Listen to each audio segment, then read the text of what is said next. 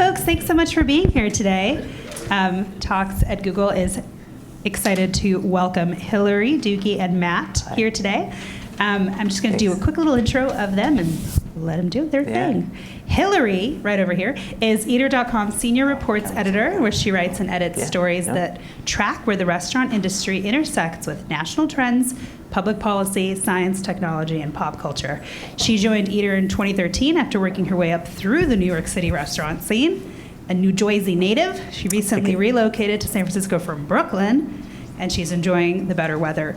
Shh, don't ever say anything about the weather, you'll spook it. Okay. This is Deuki Hong. At 15, Hong worked as a line cook under Aaron Sanchez of Centrico, New York City. Is that legal, Deuki? I'm not sure. Is that legal? That's so. legal? We should edit that one out. 15 and a half, New York City, before heading to the Culinary Institute of America. After graduating near the top of his class, he cooked under David Chang at Momofuku Noodle Bar before 2 years in the line at Michelin 3-starred Jean-Georges. I'm probably mispronouncing it. A young rising star chef, Hong is currently executive chef of the smash hit Kang Ho Dong. Thank you. In Manhattan's Koreatown. He's recently been recognized as an Eater Young Gun and named to the Zagat 30 Under 30 list. That's Google. Shout out. Yes, it is. Thank you, Google. Yes. And this is Matt Rodbard. Yeah. For over a decade. Oh my gosh. Uh-oh, your OLD was showing. Yeah. If you do that. Okay. Oh, Rodbard has written magazine and online features about restaurants, chefs, drinks, music, cooking, and travel. His writing has appeared in Bon Appetit, Travel and Leisure, Saveur, Men's Journal, Photos, and Tasting Table. And he currently serves as contributing editor at Food Republic. Thank you for having us. Thank you so much for being here. Well, appreciate it. And I want to just tap the audience right here before we get into the conversation. So how many of you have cooked Korean food in the last week? Anybody? How about, this is actually on streaming too, so raise your hand at your desk. This is live. This is so cool. And so how many of you have just gone to a Korean restaurant in the last week? That's awesome. So we have so there's definitely a lot of people have had Korean food, and I just wanted to see what kind of crowd we have here. And there you go. Yeah. Got stragglers. So we'll have time for a Q&A at the end, but if you have any pressing questions as we're having our conversation, please feel free to shoot a hand up and just ask us. But I just want to dive right in and ask, what is Koreatown? It's a good question. Well, first off, thank you for having us, Google. It's a huge honor to be talking about Korean food to this room and to the masses. So really appreciate that. And thank you, Hillary, for moderating. It's really been a fan of your writing for a long time. So thank you for taking the time. Vice versa. Absolutely. And but Koreatown is really, it's a place, of course. There's Koreatowns in most cities, but the way we really think about Koreatown, it's a mentality. You put 2 Korean markets next to a Korean dry cleaner, next to a Korean restaurant, and you've got a Koreatown. That is everywhere. At least that's how we defined it. Yeah, we're just very It's not like you don't need 50,000 Koreans in an area for it to be Koreatown. So we found Koreatowns through our travels over the course of the research of this book, which was about 3.5 years. We found Koreatowns in the expected places like New York, where we live, and Los Angeles, which is the biggest Koreatown in America. But we also found it in places like North Philadelphia, outside Chicago, Minneapolis, Houston, places that maybe aren't considered the Koreatown epicenter of America. But really, Koreatown is more of a spirit, right? I mean, we talk about that a lot when we're out talking about Korean food. Yeah, I mean, we had to define it first before we wrote. I mean, Maddie, to his credit, it was Maddie that wrote the book. I mean, not wrote the book, came up with the whole concept of Koreatown. And I remember asking him, so what is it? What are we doing? Yeah. And we had to define it, and I think that's how we defined it. It was really the mentality. Like you said, if we saw 2 Korean restaurants next to each other, or we were just in Madison, Wisconsin, and an adopted Korean chef has just a Korean restaurant in the middle of Madison, Wisconsin, and that embodies really Koreatown. That's Koreatown right there, and we'll get into other parts of Koreatown through this conversation, which maybe are a little unexpected too. Yeah, for sure. Yeah. So for people who haven't gotten a chance to open their books yet, one of the really unusual things about the presentation and the structure of this book is that there's a pretty typical cookbook structure, especially cookbooks that are tied to restaurant chefs like Deuki, where it's you got an intro, and you have a recipe header where it's usually a story about why this dish is meaningful, the story of the dish ending up on the menu. You have the recipe, and then either on the left side or the right side will be a picture of the dish. And that is not what your guys' book looks like. And how does the structure of the book to you reflect that Koreatown spirit? It's a really good point. When we signed our contract, we really didn't know what we were doing. We aren't cookbook authors, or you're not a cookbook chef or a food recipe developer. I knew magazine, I knew web journalism, I knew packaging, and I really wanted us to do a book that brought the energy and spirit of Koreatown to life. So to do that, we needed to look outward. It wasn't just repeating recipes from your family and from our friends. We had to go out and actually find them. And you see that in the structure of the book. There's reporting, we like to think that we went and talked to people and ran the recorder and ran our iPhones and talked for like several hours and went back to those conversations and figured out a story from them. That's kind of the way we look at Koreatown as a book. It's more of a cultural anthropology of sorts. It's not just the recipe, head note, circle plate photo that you see in a lot of cookbooks. Nothing against circle plates. We have circle. We do have some circle plates, but if you look visually at the book, it has all these elements of travel, and we committed the time and resources to travel to find to answer the question, what is Koreatown, both visually and through the recipes. It's not the easiest way to do a cookbook. We just didn't know what to do. Yeah. We really didn't know what we were doing, and I think it's great that it's not like Deuki's 101 recipes or Korean cooking made simple. We didn't know what we were doing. Yeah. And I think out of that naivete, which is a big word. Yeah, good job, chef. Thank you, nice chef. job. We just did it. For us, our approach was, he has a magazine background. So if you see the layout, it's very there's stories in it. There's a Q&A in there. Yeah. So I personally love the layout. I love my book. Yeah. But it's just fun to read, and it's not. I like it that it's not stews and then barbecue and and I think for me that's kind of the biggest draw. We have a respect section at the end of the book, which is a lot of really awesome chefs that just love Korean food, support Korean food. That's my favorite section of the book, and we didn't know we how you guys would cook food. We made the book like that. We went to H Mart. Yeah, H Mart, which is one of the main Korean markets. Yeah, in the East Coast. Asian Mart. Went to my apartment and started cooking, and that's literally how those recipes have been developed. Absolutely, it's true. Yeah, it's very raw. Yeah. So speaking more to the recipe development process, I'd love to get into the nuts and bolts of how this book came together. Yeah. You guys have spoken a lot about this sort of going in blind. Yeah. How did the book deal come about, and how did you start dividing up the labor between yourselves? Good question. Well, we met actually working on a separate book, a smaller guidebook to Korean restaurants in New York. We went to 75 Korean restaurants. Yeah, you were like, whoa, and you know what? Most of them were not very good. Oh, that's not nice. I know it's not nice, but it's all right. Some of them were not very good. We were tasked with going to a lot of different styles of restaurants, and it wasn't just the greatest hits. It was definitely some out of the way places, and we met through that project where we had to really define these restaurants. We rated them as if we were in the Michelin Guide. We had to go and check off a bunch of boxes and rate these restaurants, and really we met through that process, and we came to the conclusion that there was not a book written from the point of view of Koreatown. I bought every book I could when I was writing that small guidebook, and I saw they were written from the point of a food professor from Korea, or from a YouTube star, Manji. She's great, and we love Manji, and I've watched 100 hours of Manji while we're researching Korean food. But we aren't Manji. We are more, as we said before, a journalist and chef. So we realized that there wasn't this book written. So what do? Well, you kind of have to write a book proposal, and that's really what we did. And we found, through our great agent, Angela Miller, we found a home at Clarkson Potter. Clarkson Potter is a place that has done a lot of big name celebrity chefs and some smaller titles as well. But we were fortunate it was fortunate that our cookbook proposal landed on the desk of Francis Lamb, who is our editor, and it was the first book he signed when he joined to Clarkson Potter, and he shepherded it through from the proposal phase all the way to the end. And I think Francis was a big part of. Yeah, I felt it was great. I mean, he's great as just because he's Francis, yeah. And the fact that we were his first, like, there's no reason to like.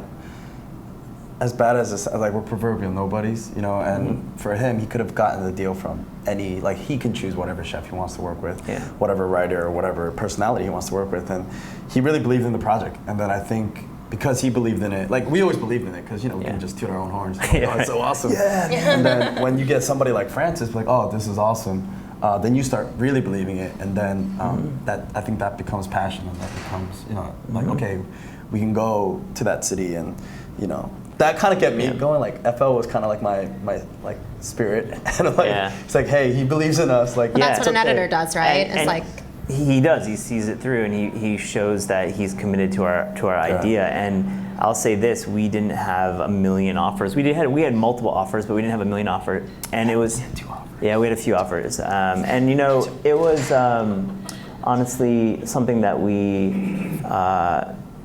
Give credit to Francis for seeing Korean foods rise maybe 2-3 years ago when he signed the contract.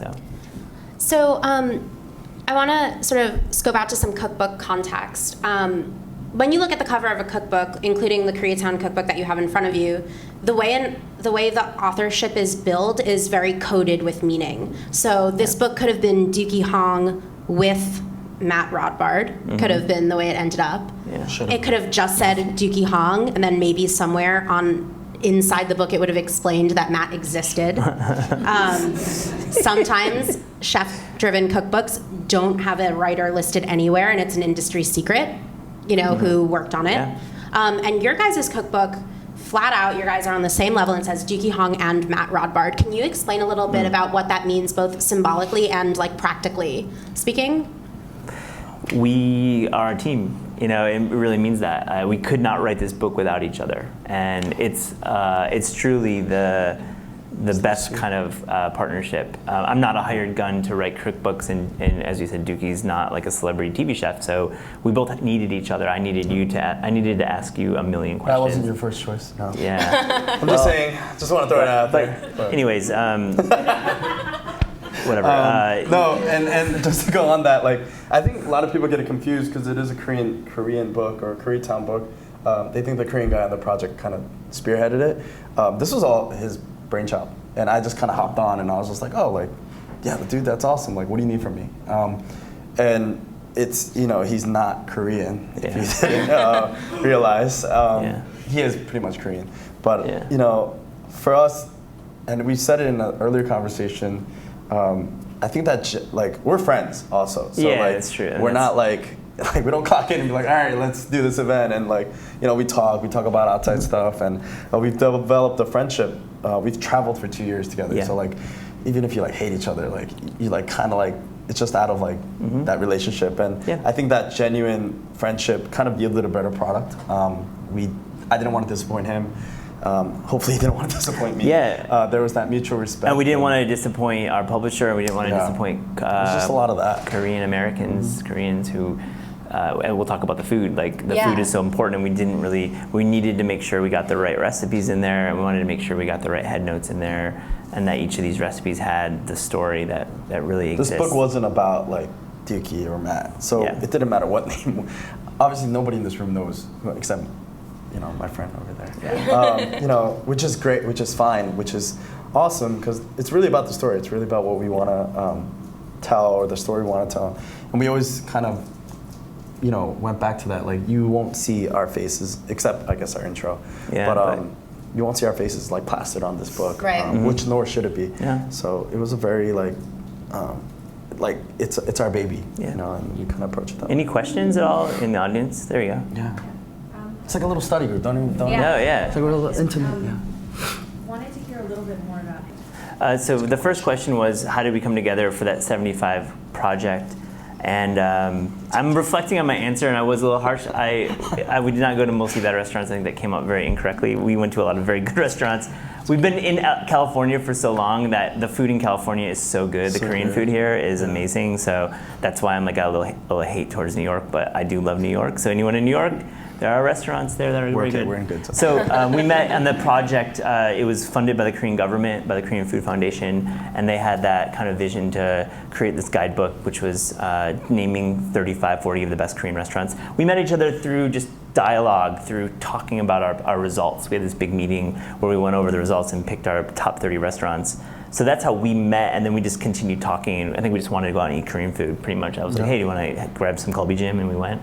Yeah. And then the other question was about It was about your influences and your personal story and the influences that really come through in your cooking. I started cooking pretty young. I'm just like really, overall my whole life, I'm really blessed with I have like really cool people in my life, a lot of good people. That turned into really cool opportunities. I played baseball growing up. My baseball coach was, who was partners with Drew Theomport, who is the guy, who is head of Myriad Restaurant Group, who started Nobu and that whole, they're like icons. Obviously I don't know that, you know. And he was like, if you like restaurants, come on in. So I did. I literally just, and every day, starting from that point, I work for Chef Aaron Sanchez, who's kind of like, he's on TV now and he does his thing. But yeah, after that, every day after high school, class would end, bus, subway, into the restaurant. So it was great, and it was just more like, I just loved the restaurant. Like I'm not one of those guys that's like, oh my gosh, like cucumbers. Hey chefs. Chefs just walked in. Chefs. Yeah. Japchae was on tonight. Yeah, the japchae in the cafeteria was so good. Yeah, sorry. The chef just walked in from Google. It was awesome. Thank you so much. Yeah. Yeah, and I just, that was kind of it. And, you know, chef was like, you need formal training. I was like, I disagree. I'll just stick with you for my life. And I went to culinary school. I met Chef David Chang. We both work for DC. Hopefully he never sees this. Because like, I fear him and love him at the same exact time. Love and fear, older brother. But yeah, so that was my Momofuku experience. I just got like so many, and then I did the whole fine dining route with Jean Georges. I just have so many like you can't, if I had control of where I was or what people to meet, I don't think I would have planned it that way. But yeah, all my experiences were really unique. I'm influenced by all the people that I work with. Forget if you're David Chang's or the John Georges of the world, or if you're, I have 21 guys underneath me in my kitchen, and they inspire me just as much. And it's all about people for me. I don't go crazy over a cucumber or heirloom tomatoes, or like they're great and they're delicious, but it's got to be more about that. It's got to be bigger than that, I feel like. So one of the things you talk about in the book, in the intro, is about this idea that a lot of Korean food happens in the home, that it's very much a home-oriented cuisine. And I remember, like, Matt, in your intro, you'd go to restaurants and you'd be like texting like, not how Uma made it. It's like Korean for grandma. That was the kicker. And what, like, that seems like a tension to me, to make a cookbook about Korean food based in the restaurant world when maybe it's more home-oriented. And I'd love to hear a little bit more about how you navigated that question in terms of what recipes to include, how to create them. I'll take the first part, which is the difference between home cooking and restaurant cooking. And a lot of times, I think home cooking is the best when it comes to anything. Like if you're making it home, it's fantastic. Like you're actually putting it together yourself. You're going through that process, be it painful or wonderful or somewhere in between, and you're serving your family and your friends food. That's a magical thing. So I think home cooking is the best, to be honest. Can we get there every night? Of course not. But for Korean food in particular, a lot of times the restaurants, they're not doing it for the food and only the food. They're doing it for a variety of things. Mostly it's to make money. Korean Americans immigrated here starting in the 50s and 60s, and a big chunk in the 70s. And oftentimes Koreans landed here and there wasn't a lot of job opportunities. And one of the main jobs was restaurants that they could do. And oftentimes they had to make money, and it was how they survived. So did our corners cut in those situations? In some cases, yes. Is the food delicious? Yes, but sometimes it's not as good as it would be if you're buying every component, or buying the best gochujang you could, or buying the freshest produce. So that's one big difference between the two. I think folks to understand is that Korean food has many different iterations in the restaurant scene, and you cover restaurants a lot, so we can maybe talk about that later. Yeah, for sure. But the other question for you is for the actual development of the recipes? Yeah, for the development of the recipes, whether you thought of it more in terms of the way things come together in a restaurant versus the way they come together at home.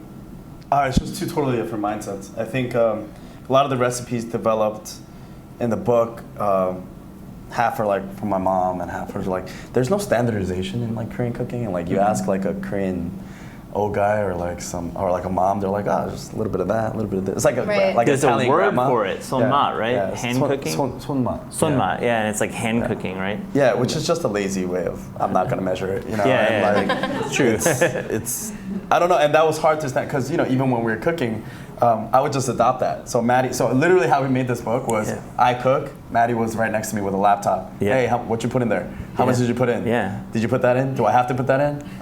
Or tell me now. Yeah, like, and I was like you're just... Like a recipe that takes me 15 minutes would take like literally 2 hours. We need numbers. You know, we're writing a cookbook, we need numbers. Yeah, that's not like his thing. It's like, people need this, you know? And I was like, it's a little bit of that. So that was our, we were always, because for me, like, it's like you can't measure, you know, salt, or I don't know, like it's just kind of like you just do it to taste. Or gochujang, even like a major component. Yeah, and can you explain what that is in case anybody? Fermented pepper paste. Yeah.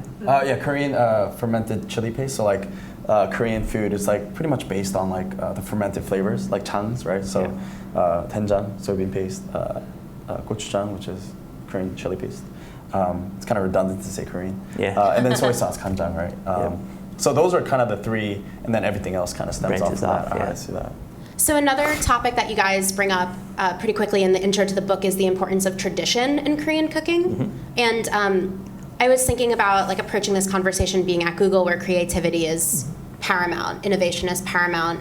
And when you're working with these traditional recipes, where was the room to bring creativity and innovation, both to the book or to your work in the restaurant? Well, when we were working on the actual recipes, you know, to Deuki's credit, he was able to cut through a lot of the extra steps needed for some of these, you know, complicated recipes. I think you learn efficiency in culinary school and in running restaurants. So we went the most efficient route. And so that's a creative approach. You know, not every recipe is a slow way of doing it. That's one. But I think secondly, we have this section in the book called Respect, which shows how Korean food has expanded beyond Koreatown, or the physical Koreatowns that we know. So the last chapter is called Respect, and it has all these guest recipes from chefs throughout the country. And you know, when we went out and talked to our friends about this book project, we weren't looking for 20 versions of the kimchi taco or kimchi lasagna. We wanted like real Korean food done in a kind of an interesting way, but from chefs who knew Korean food. So with that, we've got like Danny Bowen is doing this really cool, in our book, has this recipe for a traditional Korean bone broth called solentang. But what he does is he gussies it up with some uni, and he smokes brisket and he puts it in there, and smoked pastrami. That's one example. Sean Brock, for example, it's a good recipe. It's a really good recipe. Yeah. Sean Brock, who's a great chef based in Nashville and Charleston, did a traditional Korean pancake called pajun, but he did it with cornmeal and with Low Country shrimp. Mm-hmm. So I thought that was like a really cool way of understanding Korean food, but then being creative with the recipe. There's maybe 15 of those recipes in the book. Yeah. And it just shows time and again how these chefs are thinking about Korean flavors, but articulating it in their own way. I think talking about the Respect section of the book, which again is the recipes contributed by chefs who are not necessarily known for cooking Korean food, with a capital K and a capital C. Yeah. I think it's, you know, there's definitely room to grow, but it's very fair to say that, right, there has never been more interest in America in Korean cuisine than there is right now. And I'm wondering why. Like, why Korean cuisine now? Ooh. I don't know. Yeah. This is just, we talk to a lot of chefs, and we travel. The element of this book, like, it kind of lends itself well to travel, and I've been blessed enough to be in some of these like top kitchens, and I just like stay there for a day and like pick the chef's brain. And we're talking about like you know, when we're in DC, I'm with Eric Bruner Yang. You know, like these guys are like the city icons, or like in charge of the food movement in their cities. And I asked them, I was like, oh, like, but you realize like this is what they eat. Like they're not eating Like Sean Brock isn't eating like, you know, chicken and waffle, like, you know, country, you know, whatever. He's like eating Korean food and he's fermenting kimchi. Yeah. And you just like appreciate, like, this has been going on, just nobody, I don't want to say nobody cared, but like nobody thought to ask that question. Like, what do you eat outside of, you just think like, oh, Eric Ripert, he probably eats like very fancy French seafood of some sort. He probably cooks himself like the most perfect fish omelet ever. Or something. Yeah, you know, but he's eating Korean food. He's eating Korean, like Buddhist temple cuisine, and you know, you're just like, oh, this is like kind of awesome. And for me, the respect chapter as a kid in the game, it's freaking awesome. It's like it's like being a basketball player, or and then, you know, having like LeBron and Curry, because we're in Curry land, like signing your yearbook, right? Because you just, congrats on y'all, by the way. Yeah, it's good. Kobe, by the way. So it's like, for me, I'm just like, what? Like, why is he in the book? Like, not in a bad way. I'm like Eric Ripert, Danny Bowen, like all these people, like we get to call now because we're like, oh, like, chef, can I talk to you about like Stuart anything? Brioza, a local Stuart guy, Brioza, he's in the book, and he has a really cool dish with yuba and house-made kimchi and a had an poached incredible egg. meal yesterday at Staper. Yeah, and he's like, cooking with kimchi there and cooking with really inspiration and adventure. But I will add too that where Korean food is right now in the restaurant world nationally, there's a lot of Korean American chefs like Deuki who are cooking the foods that they grew up on. Folks like Beverly Kim in Chicago, Edward Lee in Louisville, Kentucky, and Edward Kim in Mott Street in Chicago. Like, these are great examples. There's many of them who are cooking these traditional flavors. Chefs who maybe came from more of a traditional background, like a French background or a fancy Italian background, and they're actually rediscovering their own own recipe book, their internal recipe book, but then presenting them to the public in kind of an uncompromised way, and that's super exciting to be seeing these traditional dishes come to life. I want to talk a little bit about flavor with that too, because one of the things that I've been wondering about as I've been thinking more about Korean food and why there's this uptick is, like, I definitely think there's a little bit of a chicken and egg where it's like, well, chefs love it and they're telling people, you know, and that's why customers love it. But I also think that, you know, and you talk about this so much in the book, that like a real pillar of Korean cooking is fermentation and the process of fermentation, and then the flavors that arise from fermentation end up being what, you know, really carries the food. And sort of America's interest in fermented foods is like it's like really on the rise right now. Sure. So for me, that was sort of a through line that I've been seeing and thinking about as I read the book, and as I'm thinking about why chefs who don't necessarily have a Korean background or even a background cooking that kind of food are maybe dabbling. And is America's palate expanding? I'll say just that Asian food in general is expanding, and Americans' love of these Eastern Asian flavors, soy sauce, fermented jangs, be it Korean jangs or Chinese fermented pastes.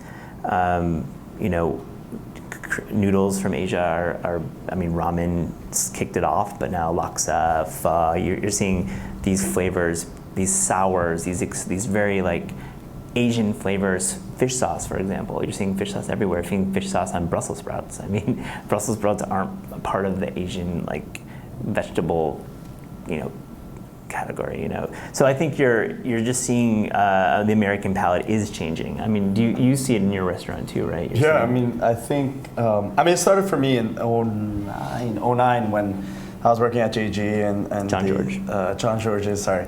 And the chef, their corporate chef there, Chef Greg Braden, who's his palate is like, it's just like, I've met so many people that are like the masters of, like, Serpico is like the guy who's also going to open a Korean small plates. He is. In Philadelphia for a second Philadelphia another restaurant. Good one, yeah. Sorry, we're talking about Peter Serpico, who was a longtime lieutenant in David Chang's Momofuku Empire, and now is a restaurant owner and operator in Philadelphia. Okay. He's like a fish. Like, you watch the guy break down fish, and you're just like, I could watch this all day. Like, and I'm working right next to these guys. Yeah. I was with Chef Greg, and I made him like some Korean dish for family meal, and then he said the same thing. He's like, I don't understand why. And this is 7 years ago. Yeah.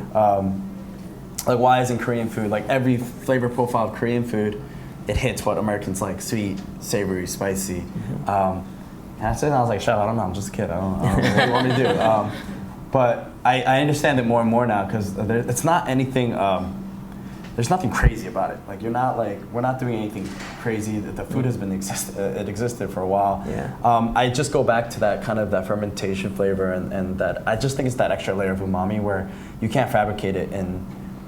You can, I mean, in MSG, but you can't it's different. You know, when you taste a really good doenjang and you taste soup that comes out of that doenjang, that took months to make. That took time, you know, and I think it just gives. It's different than miso, which is.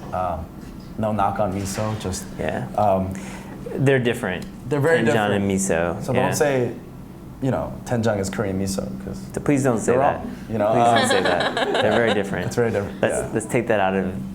Maybe Google can erase that from the Google search term. It's probably possible. Yeah, probably in this room someone can do that. But really the point is that they're just not the same. They're both great, but they're in their own ways. But I just like this extra layer. I don't know what it is. It's the food that I eat. So the only reason I cook Korean food is not because I'm Korean, an ambassador for Korean. Sadly to say, I probably shouldn't say this. I don't care about that stuff. I love eating Korean food. I stopped cooking food that I don't like eating. I think after after John Jordan, sorry. Yeah. Just because I was all right, I'm just gonna cook food that I like. I genuinely like eating Korean food. Question in the audience? Go for it, Mom. Do it. Yeah. We're good. It's it's like friends.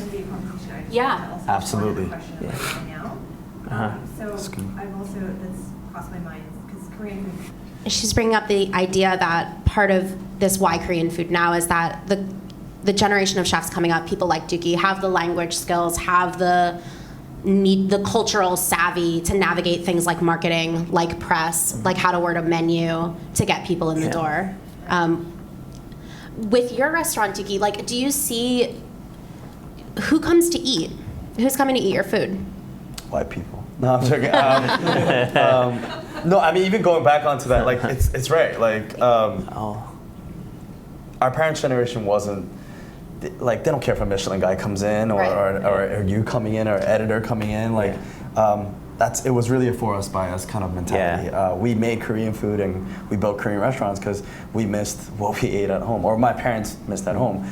They don't care about stars or they don't care about whatnot. For us, I think you're completely right, and I completely agree. Is that for us now, our mentality is oh, dude, this is really good. Let's tell our white friend about it. Let's tell my Hispanic friend about it. So because we're able to. Right. We write about the idea of the KBF, the Korean best friend, that a lot of people have. They have that one Korean individual in their life who tells them where to go, and it's wonderful. Koreans. You have great. one, Maddie.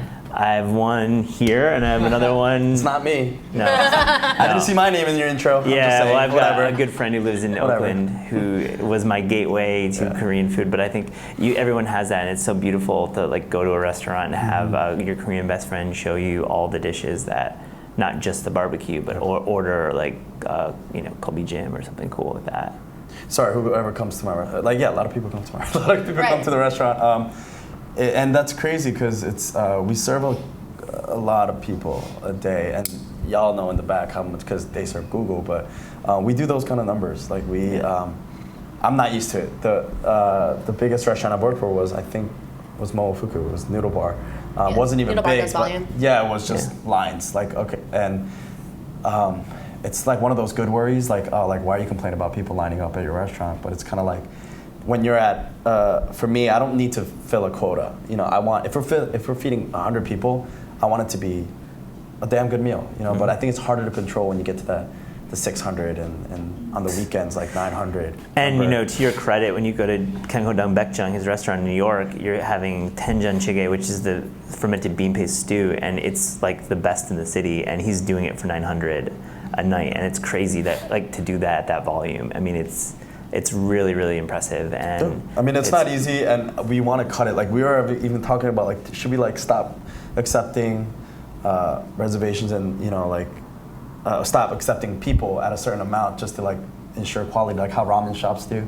But we realized that we don't care. We're just just serve everybody. Make it work. No, but you make it work. Yeah. Exactly. Just forget that. Just make it work. But a lot of awesome people come. We've been embraced by the industry. I think that's our biggest kind of. I cook for. like I can't read. I don't read. The last time I clicked into Yelp and read any restaurant that I've worked at review was really long time ago. I just don't do it. I don't know if many industry people do it.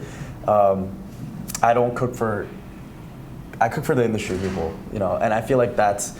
I don't know if that's right or wrong. I don't care. You know, I cook for chefs. I cook for industry people. I love industry people because. Not that I don't care about anybody else. It's just I focus on them. You know, I use that expensive cut of meat because, you know, I'm sure chef is going to come and he deserves a nice cut of meat. I'm not going to go use that cheaper cut to save a little bit here because I feel like there's this fraternity and this camaraderie where I trust you, you trust me type of deal where I trust you enough and I go to your restaurant and there's that element. But I feel like I cook for chefs in New York City. So that's really a question about audience and who your audience is and which part of your audience you're focusing on. Yeah. How did you guys imagine the audience for the book, and who were you writing for? Great question. So I think we were looking to capture a few audiences. First and foremost, Korean Americans. I think there's a lot of Korean Americans out there who know the dishes but don't know how to make them, but are dabbling into food. I think you're seeing a lot of young folks who are subscribing to Blue Apron or maybe buying a cookbook and experimenting with cooking. So a lot of Korean Americans don't have the book that tell you how to make it. So that was one audience. But then the bigger audience was Asian, fans of Asian food, like people who line up for the ramen burger or go down, in the San Gabriel Valley in Los Angeles or out to San Jose to have Vietnamese food or wherever.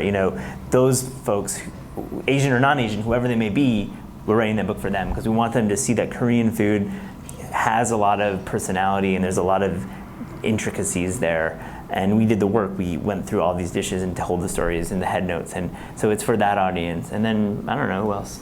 More audiences. I just did it to our friends. We don't reach the I shouldn't say it. I have to think. We're not one of these beautiful, illustrious Dominique Kren's book, which is amazing, but this is not a coffee table book. This definitely is a book that can get dirty. It's a bit of a nightstand book, I like to say. Yeah, you can actually read it. It's a good read, and it's not too precious. So I feel like you can spill on it. Yeah, it's at least the audience. I wasn't really let's target 25 to 35. I mean, we're more in the language that to Matt's credit, and I love the way he writes too. Thanks. It's like talking to your friend, you're not going to see that book. It's not some encyclopedia, a formal. There's a bit of salty language in there. One reviewer on Amazon. We got an Amazon review or something, or emailed us where she was a mother, in the middle America, and we're just grateful that somebody in Middle America just heard about us. Right? I'm from Michigan, from Middle America too, so. But she has 10 kids, and she's like, oh, I love your book, I love your recipes, but I'm so disappointed in you, Deuki, using salty language. And I was like, what is going on? What is going on? Maddie, did you swear on my behalf? And Deuki literally went through every single page to see where the salty language. We were an asshole. I'm an asshole. But really, what happened was that's David Chang's quote. So what happened was there's literally 4 pages in our whole book, and I can name you those pages: 87, 163, 164, and 202 or something like that. And then there's 2 of those pages it's the interview with Chef Chang, and you can't filter that guy, So I think she might have confused the 2 Asians and it's probably him. So we don't blame you. I mean, she bought the book and she was just very disappointed in us. So I was really sad for the whole day. I was like, oh man, I know, there's a family in Middle America that thinks I'm horrible. Voice is really important though, and with writing, and I think we capture it. And thank you for the praise, but it's really both of us. It's me interviewing Deuki and recording it and then transcribing it and having that in there, or just us being together a lot. It's almost like osmosis. It comes between into my brain and yours, and we express ourselves in the book truthfully and honestly, and that's hard to do in a lot of writing, And credit to our editor for not trying to editing it out, not cleaning up anything. And it's if you called us, we talk as if just call us. And I think even in the book, we're like, just reach us out on social. It's like such a just chill book. Like, we're not. I'm Do not. you guys give your Twitter handles in the quote. book? Chill book. Yeah, we're just like chill. Like if you want us to, and it's great even now on Instagram. People like make something from the book. Yeah, that's and cool. they'll tag us, and then we'll see it, and it's like still surreal. Like we had the chapche today and the Google spicy cafeteria. pork. Yeah. Yeah. What cafe? Conscious Cafe. In the Conscious Cafe here in San Francisco. In San Francisco. And it was great. It was excellent. And it's just surreal. It's like, oh my gosh, like people are cooking Korean food. like, first of all, someone made something from this book, and it's being served to y'all, and it's cool. like it's just one of those things where it'll click tomorrow. Any questions out here? Yeah. Yeah. Thank you, Sean. Whether you guys saw a reaction from Korea, maybe the Korean culinary industry. So the question was, have you guys seen a reaction from Korea, from the Korean culinary industry? Well, I've been to Korea a few times. There aren't a lot of books sold in Korea, so I don't think the book is quite. It's so bad. Like we don't read books. Well, no, but sorry, there aren't a lot of cookbooks. Sorry, I thought it was clear, but it wasn't clear. There aren't a lot of cookbooks sold in Korea. It's not a big industry, so I'm not sure if people in Korea are actually seeing what we're doing. But I will say this about the Korean industry, it's exciting. Seoul is a crazy restaurant town, and not just the traditional cooking, which you'll find anything and everything in Seoul, and it's amazing. And I think media is going to really start to pay attention to the way that they looked at Tokyo 10 years ago, and Bourdain went there, and everyone followed pretty much. Korea is the next place because Bourdain went there, and everyone's going to follow. Mark my words. But in the higher end, in the higher echelon, there's some really exciting places. One's Mingles in Seoul. That chef is doing such incredible work, and I hope that I can write about him soon and kind of bring his story to the masses. But it's hard to say. I'd like to hope that people in Korea are reading the book and that it's they're seeing how Americans are interpreting traditional Korean food. But I think the jury is still out on that one. I think Koreans are. We don't know how Korea feels about us. I mean. I think Koreans are the biggest supporters of, like, if I see anything Korean, like, I'll just go to just check it out. In that same respect, I think Koreans are the biggest haters of Koreans also, in that, like, they're so critical. Toughest like, critics. Chill out. I see you. I am, like, and like, so I'm guilty of it too, where I'm just like, no, Matt, this is not good. But like, it's just like one of those things Brutal. where they'll support you just because you're doing something for that culture, and you're doing something, and hopefully that's how they view it. For us, we don't say that this is like just going back on authenticity, and like we don't say that this is like some authentic Korean grandma cooking, and God, it's so not, and we have a recipe in there with a crap ton of bacon and butter, so kimchi we threw fried that rice out the window right away. But we don't know how Korea feels. I mean, hopefully they like it, and if they don't, great. If they do, great. Korean, but very difficult to procure in, the United That's States. that's an incredible. So this was a question about whether you guys have done any experimentation with recipes with replacing maybe difficult to get Korean ingredients with perhaps more local ingredients. I mean, personally for me, it's about, so just going back on that authenticity, like I can't cook Korean food because I'm in New York City, New York. LA Korean food and New York Korean food tastes different. Imagine how it is in Korea and New York, or LA and Korea. So I definitely do. I've just started fermenting. I just started making doenjang, right? But I got it from Korea because somebody like smuggled it in. Meju block, off the record. Wow, I totally shouldn't have said that. But it's just like I just want to see the process of it, and then I can see how the soybean. I mean, who knows? Like New York has awesome local product too. I mean, you guys are in California, so it's like chefs. It's kind of like cheap. Like, you guys. Of course, you're making good food. You guys just put You like have a lot of salt products. and olive oil on it. It tastes delicious. But for us, I want to start doing that, and that's such a great point because that's important, right? Because like, I don't want to mimic. I can't even mimic, even if I wanted to, what they do in Korea and their terroir, right? Like, and I feel like you're gonna get Korean food, distinctively Californian Korean food, distinctively New York Korean food, and. One big difference too is beef.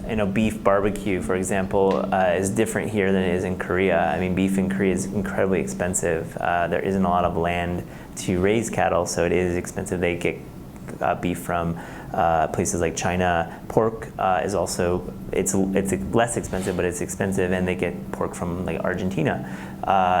They ship it all the way to Korea. So in America, beef is cheap. So you're seeing Korean barbecue restaurants proliferate here, and not so much in Korea. Of course, there are barbecue restaurants in Korea, but it's not as prevalent. Korea is a peninsula.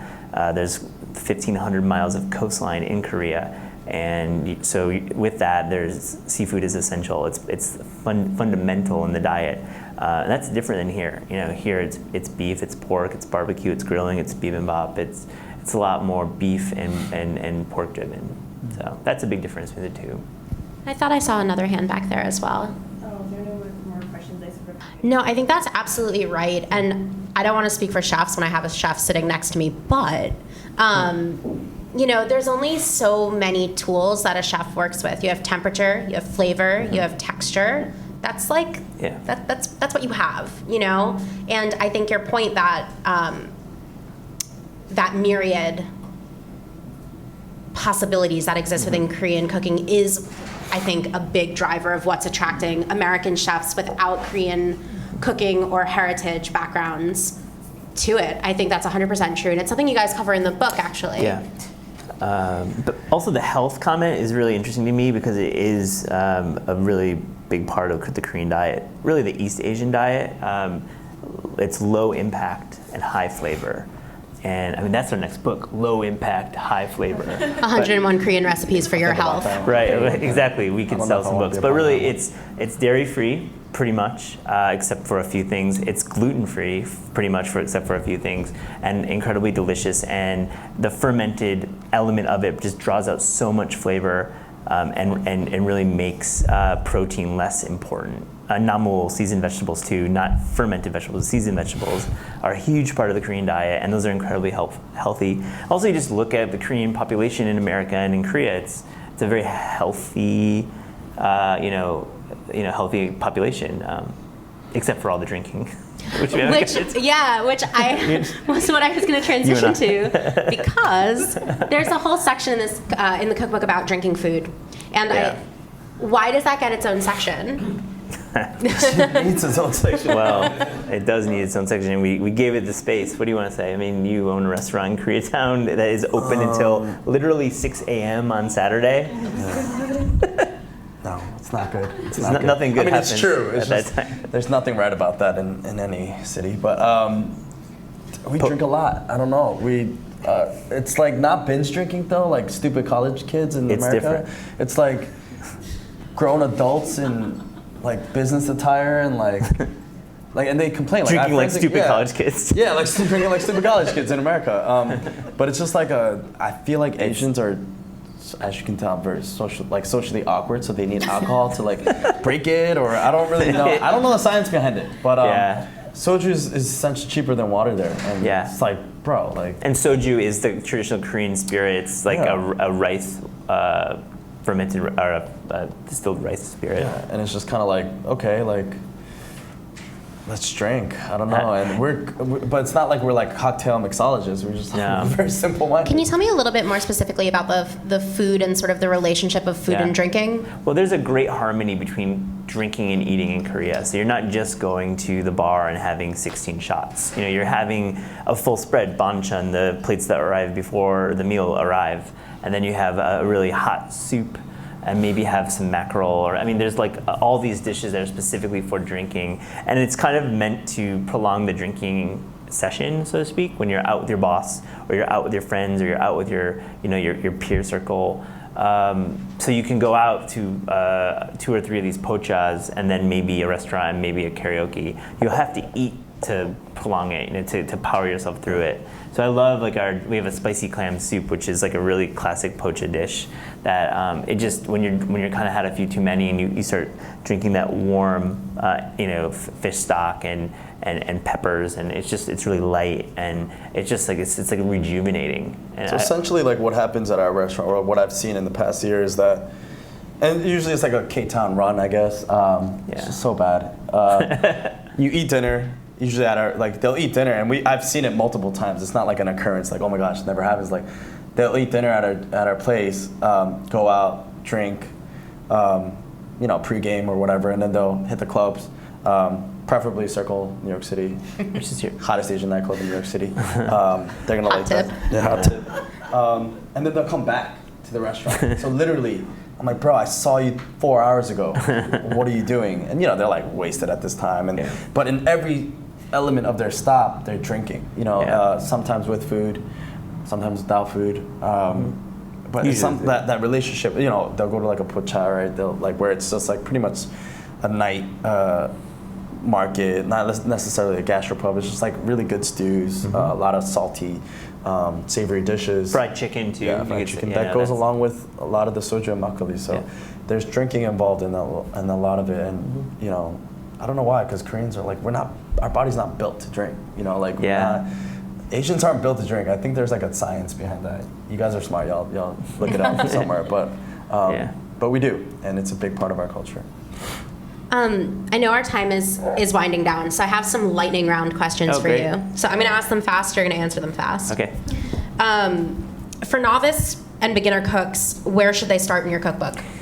I like the one pot tenjanjjigae. I like making that bean paste soup. Make the quick kimchi. Quick kimchi. Yeah. And for those who are just less familiar with Korean food in general, how would you suggest they approach a Korean restaurant menu?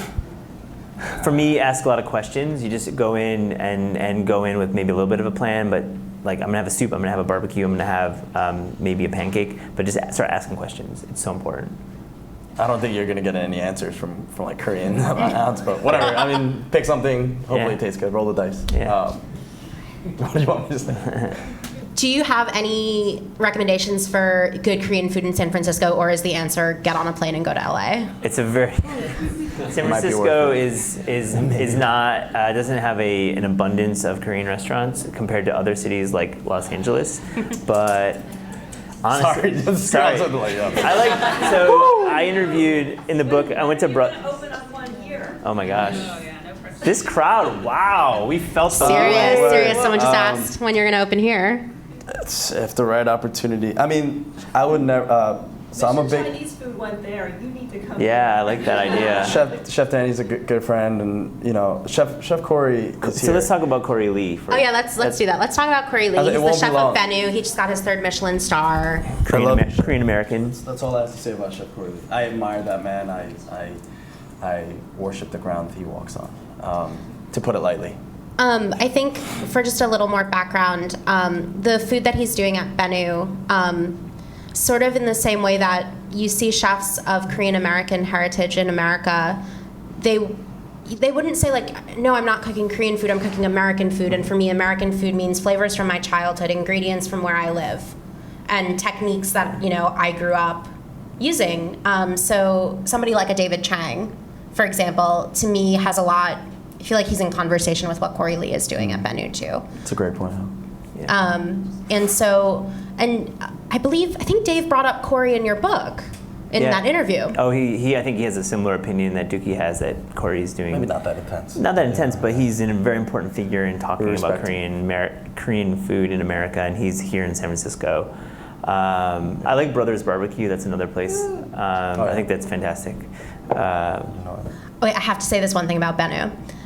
They do this dish, which is like when it arrives to your table, it's teeny tiny, and it's this like see-through red shell on top of which you see an oyster, and you bite it and you're like, oh, I've had these flavors before. This is like, what is this? Well, it turns out that see-through shell somehow was made of kimchi, and there was also pork in there, and it's like this little baby bosom bite, but Chef Corey, but it's magical. Yeah, that's great. Yeah. I wasn't fortunate enough. I had to save about 7 paychecks. Yeah. So, I went with my brother, who's a lawyer. Yeah, it's true. But that's a really, like, the classic flavors being done in an adventurous way. I think that's really the future with Korean food in America. You're going to see it time and again. It's just the traditional flavors, not fusion, not like kimchi, grilled cheese. Like, it's not that. I'm hating on the top end of grilled cheese. Sorry. So in San Francisco, we were saying to one answer to that question of like, where can you find Korean flavor in San Francisco is at Bennu if you're fortunate enough to be able to go. Yeah. And then you were saying Brothers Barbecue. Yeah, and that's in Richmond, right? It's a good spot. I went there. We know no places in San Francisco. Yeah, we don't spend. We're like trying to pull teeth. We're like, we haven't spent too much time eating Korean restaurants here. LA was such an important part. We went there mostly, but I had a really good chance to visit with Adam Johnson, who wrote Orphan Master's Son, won a Pulitzer in 2013, and we had a meal at Brothers, and I thought it was great. And they make their own tenjun there, and it's charcoal barbecue, and it's just really, it's a good one. So. I think we could ask our audience where they're going. Yeah, where do you guys Yeah, go? where are you guys eating? why are we? We're New Yorkers. Are we on? Huh? San Jose. San Jose. That's not SF, girl. That's What's not that? SF. Namu? Oh, Namugachi. No, that's not here. Is that it? Yeah, that's like Namugachi, yeah. Dolores Park. Dennis. Oh, right? okay. Dennis. Yeah, I mean, I think in 2 years too, a bunch of other places are going to open, I would imagine. Yeah, the Namugaji team is opening a new restaurant, I believe on Divisadero, that's going to be like just focused on stone pot cooking. She's got the inside scoop. That's great. Eater.com. Eater. Yeah, definitely shout out to Eater. There's a question. Sorry, brother. What do we think about Are you Japanese? sick of Japanese? No, he's What like, was what the do we think? What do you think of Japanese food? They're very different. I've been to Japan a few times, and I think the world of it. It's a beautiful culture. They're different, and there's a lot of geopolitical elements between Korea and Japan too that we could talk at Google another time about. No, I agree. It's very different. I think when they're technicians. When I see them making rice for 3 years or whatever it is, like when you're dealing with, especially let's just go on sushi, like you're dealing with 2 or 3 ingredients.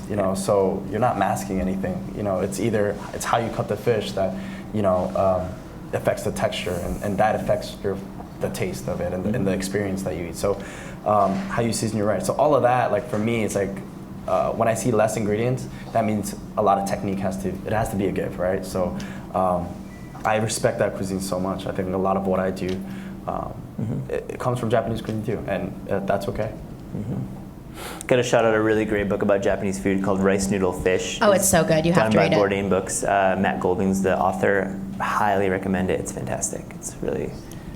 I had a very flippant thought, which is another tie. The tie that I see between Japanese and Korean food in America is that both are better in LA than in almost any other location, than in literally almost any other American city.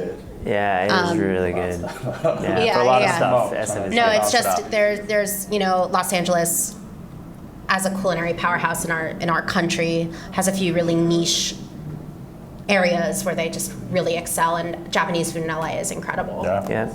Are there any other audience questions before we Wrap it up. call it a day? Yeah. Favorite Korean dish? Oh, great. Let's shut it down. I like Kolbi Jim, which is a braised short rib. He dish. changes it every interview. Yeah, I want y'all to know that he had like kamjatang like a couple of weeks ago. I know. I had Gamjatang. We didn't really geek out about Korean dishes in this panel, but that's. You did. It's okay. Okay. Well, we have read the book. There's like a lot of great dishes in there, and there's lots of cool stories, and that's mine. That's mine today. What about you? Takdori-tang. It's the first dish I ever made. That's an awesome My dish. mom makes an awesome. She can't cook for life, but she makes that. I would say mine is My kimchi mom will never pancake. Yeah. What's yours? Kimchi pancake. Kimchi pancake. Yeah. Well, and I want to thank Eater for covering Korean food so thoroughly and rigorously. Thank you. And you're a big part of it. So thank you very much. Hillary. Thank you guys. Yeah, appreciate it. Thank you.